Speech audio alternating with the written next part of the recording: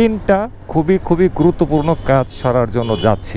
যাবে হ্যাঁ, high high রে আমার ম্যাভিক এয়ার 2 এর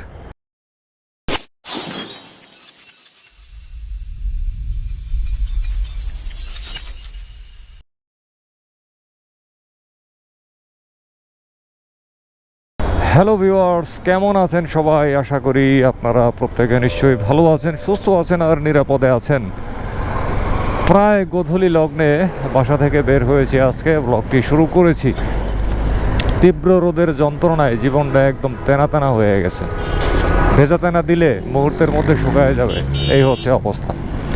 এমনকি তেনা পুড়ে ছাই হয়ে বাষ্প আকারে আকাশে মিলিয়ে যাওয়ার আশঙ্কা আছে এমন তীব্র রোদে। এই জন্য দুপুর থেকে বাসায় বেরই হই না। যদি খুব বেশি জরুরি কাজ থাকে তাহলে বের হবার চেষ্টা করি, তাও কষ্ট হয় আর কি। আর না হলে এই দুপুরে বের হয়ে খামোখা কোনো লাভ নাই।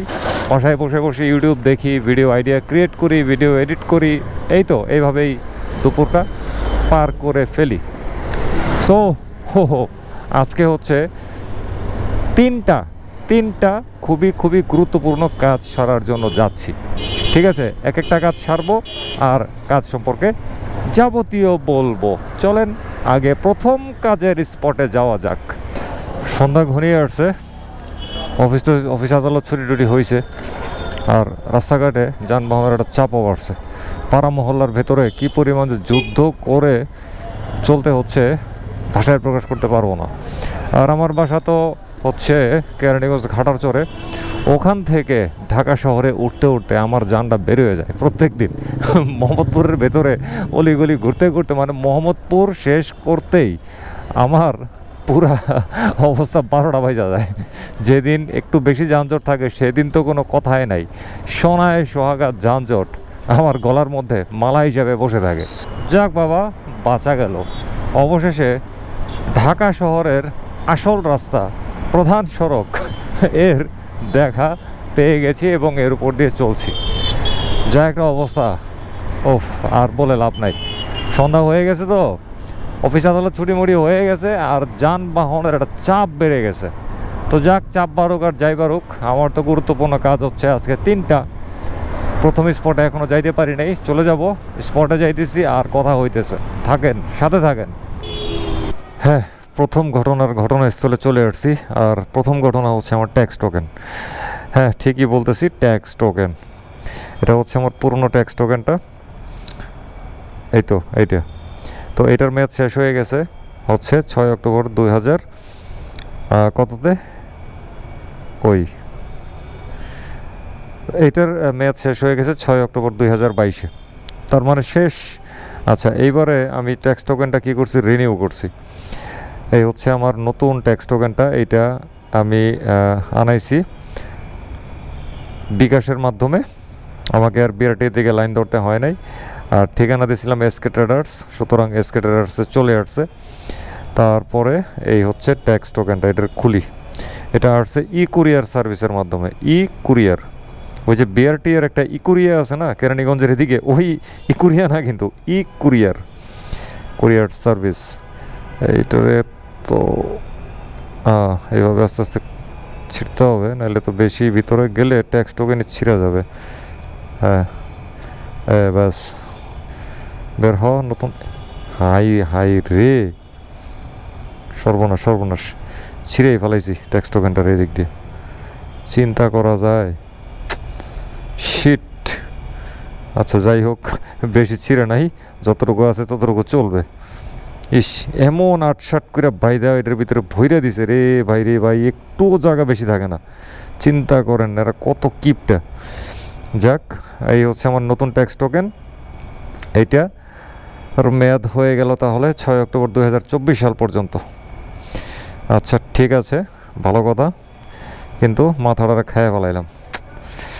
ওফ, মাথা নষ্ট, আর ভাল লাগে না।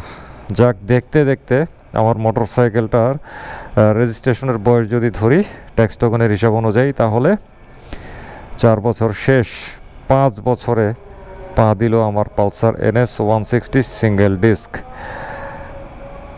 আরও কতদিন যেন থাকে বাইকটা আমার ভাগ্যে আমি জানি না। তবে এখন পর্যন্ত বাইকটা নিয়ে আমি কিন্তু অনেক অনেক হ্যাপি। না হলে এতদিন কি আর এটার নিয়ে ঘর সংসার করা যায়? বাহ, বিজয় সরণি সিগন্যাল, আমিও আসছি, ছেড়েও দিছে। লক্ষ্মী ছেলে সোনাবাবু আমার। ঘটনা যেটা হয়েছে, এবছর বিকাশের মাধ্যমে ট্যাক্স টোকেন রিনিউ এবং আমার হাতে প্রাপ্তির অভিজ্ঞতাটা হচ্ছে অনেক পজিটিভ। যেটা ভালো সেটারে ভালো বলতে হবে। গত বছর যখন প্রথমবারের মতন ট্যাক্স টোকেন রিনিউ করছিলাম বিকাশের মাধ্যমে, অভিজ্ঞতাটা মারাত্মক রকমের বাজে ছিল। টাকা জমা দেওয়ার 2 সপ্তাহ পরে আমার কাছে আসছিল ওই সময়। ঠিক আছে, আমি তো পুরো বিরক্ত হয়ে গেছিলাম। তো এবারে ভাবতেছিলাম যে করব নাকি করব না, অভিজ্ঞতা খুব বাজে যেহেতু ছিল। তো পরে ভাবলাম যে না, করি, সিস্টেম ডেভেলপ হলে হইতেও পারে। এরপরে করলাম, দেখলাম কি টাকা জমা দেওয়ার 4 দিন, সম্ভবত আজকে 4 নম্বর দিন বা 5 নম্বর দিন এরকমই, এর মধ্যেই কিন্তু আমি ট্যাক্স টোকেনটা পেয়ে গেছি। এইবার হচ্ছে 2 নম্বর ঘটনা ঘটানোর সময়। তো 2 নম্বর ঘটনা ঘটাইতে হইলে 2 নম্বর ঘটনাস্থল লাগবে, তাই না? ঘটনাস্থল না হইলে ঘটনা কেমনে ঘটে?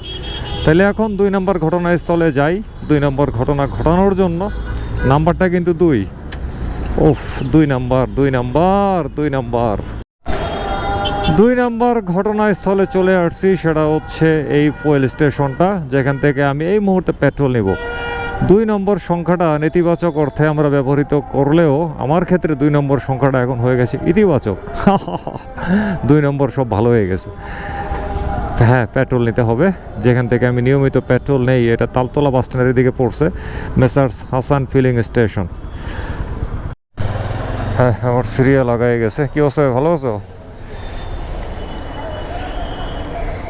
ট্যাঙ্কি ফুল? ফুল ট্যাঙ্কি। হ্যাঁ, যাক, 3 টাকা বেশি হয় আর কি।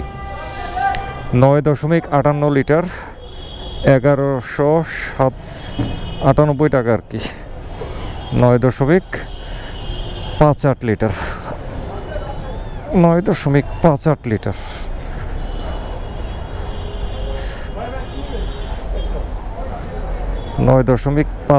লিটার। আচ্ছা, এবারে মাইলেজের হিসাবটাও করে ফেলি। 9.58 লিটার।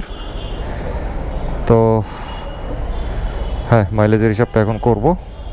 দেখেন, আর একজন সিরিয়াল ভাঙ্গে আসছিল ওই দিক দিয়ে বাইকটার বইরে দিতে।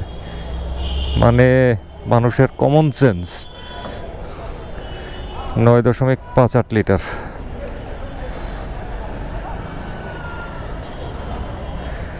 তো ক্যালকুলেটর কোথায়? ক্যালকুলেটর তো ট্রিপ 1 মিটারে তো আগে হিসাব রাখছিলাম।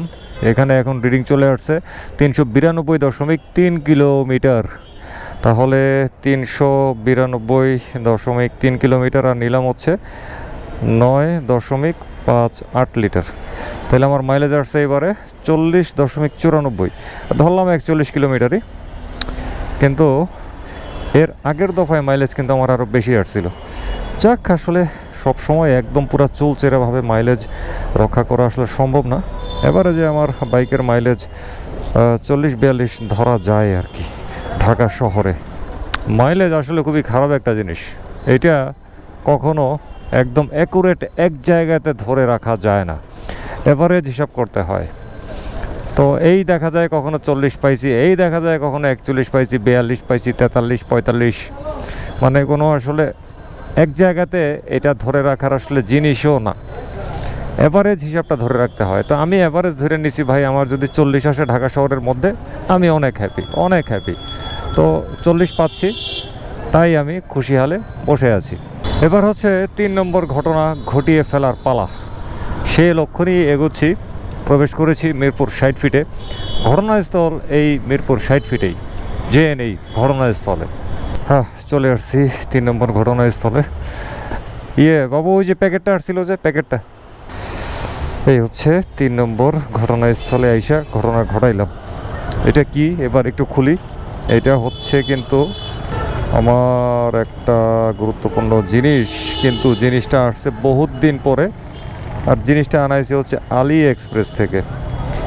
আসার কথা ছিল 60 দিনের মধ্যে, কিন্তু এটা মনে 150 দিন পার হয়ে গেছে। আরে বাপরে বাপরে বাপ, 2টা অর্ডার করছিলাম, একটা পরে বিরক্ত লাগে অর্ডার ক্যান্সেল করে দিয়েছিলাম, আর এইটারে ক্যান্সেল করতে পারছিলাম না। ওইটা রিফান্ড হয়ে গেছে অলরেডি, কিন্তু এইটারে আর পারি নাই, এটা আসছে।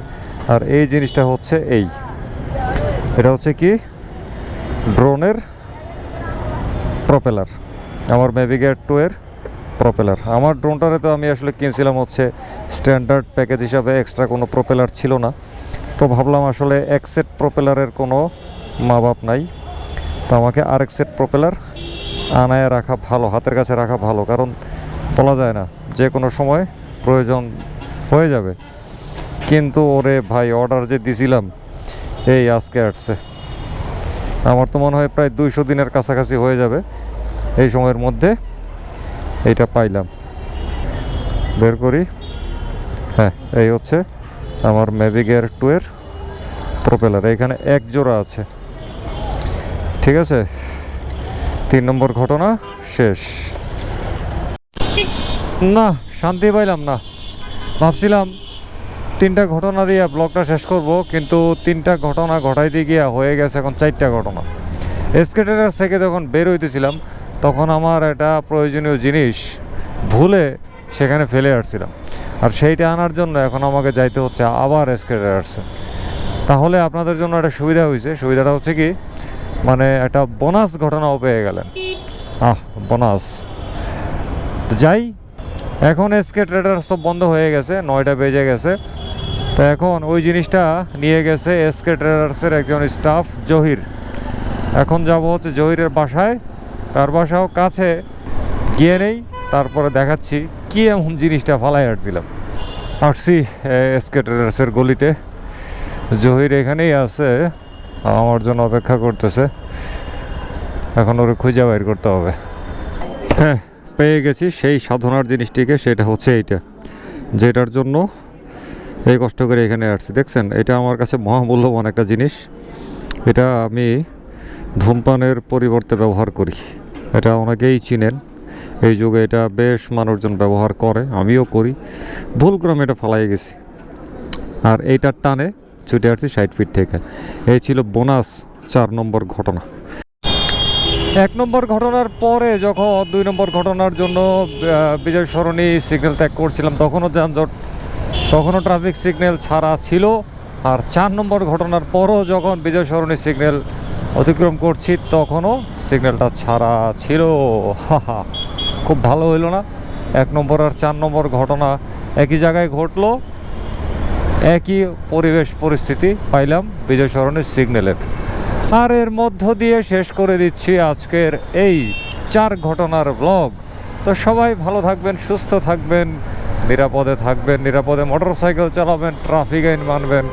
আর মোটরসাইকেল চালানোর সময় অবশ্যই ফুল ফেস সার্টিফাইড হেলমেট ব্যবহার করবেন। খোদা হাফেজ।